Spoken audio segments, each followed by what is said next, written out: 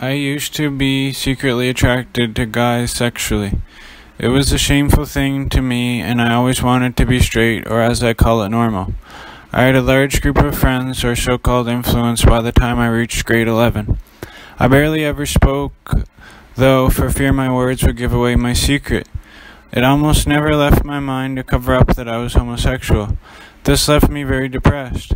My dad was a big part of my life growing up, and I always felt like I wasn't the boy I wanted to be when I was with him, because I wasn't straight. My mom would ask me not to smoke cigarettes.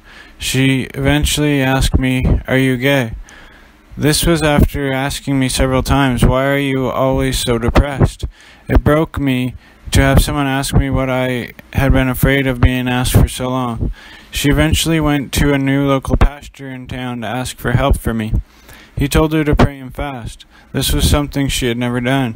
A few long months went by while she was doing her spiritual exercise. By this I mean praying and fasting, weeping before the Lord Jesus, seeking spiritual advice from leaders of churches, etc. I was reaching my top teenage years, and my group of small-time cigarette-smoking, candy bar-stealing acquaintances were developing more higher consequence crime risk adventures that could have risked us losing our lives if things didn't go right. My sexuality was still the shameful desires for some of the guys I hung around with, and also I had lust to spend time with an openly gay boy in my high school. All the while my friends were putting pressure for me to have sex with girls they would bring around. I was growing up quick. While my friends were moving in the current of their ways, I didn't realize I was pulling away. It was because my mom was telling me at night that I could be changed, I could be straight, talking about Jesus and her Christian faith. When she invited me to a miracle service, I attended and would never be the same. When we got to the service, my mom chatted with a woman who she knew from school. Her daughter was beside her, and I recognized her as the cool chick who was on good terms with the crowd I hung around with, and I also peeped her style of skate shoes, Osiris with high-top tongue popping out. I prayed to God in my heart, if you gave me a girlfriend, God, I'd want it to be her.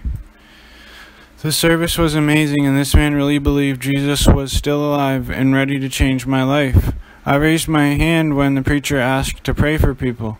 He never laid hands on me, simply spoke what he heard God telling him to say. That I needed to quit smoking, not because of the nicotine, rather the friends it caused me to hang around with. Further explaining that if I did this, I would have a great testimony. I quit smoking and got baptized. I prayed very politely, asking God to make the change. When I looked at the chick, I told God if I had a girlfriend, I'd want it to be her. He gave me arousal to her breasts for the first time in my life, and I was all of a sudden interested in her, like what was she doing and why is she standing that way, etc. It was a miracle or healing, I guess. I've never been the same since. I will never go back to being homosexual, I pray. It was forever change, and will be forever grateful for what he did for me. I don't have to hang around with people who keep me away from God's blessings anymore. I don't have to be a part of the crowd. I lost my ego of being loved by the world, but fell in love with who I am in God. I can have a relationship with a woman like I've always wanted. I'm still praying for God to bring the right female into my life, but I've realized women are not looking for the same or the right guy because they understand that there are many possibilities of men to marry.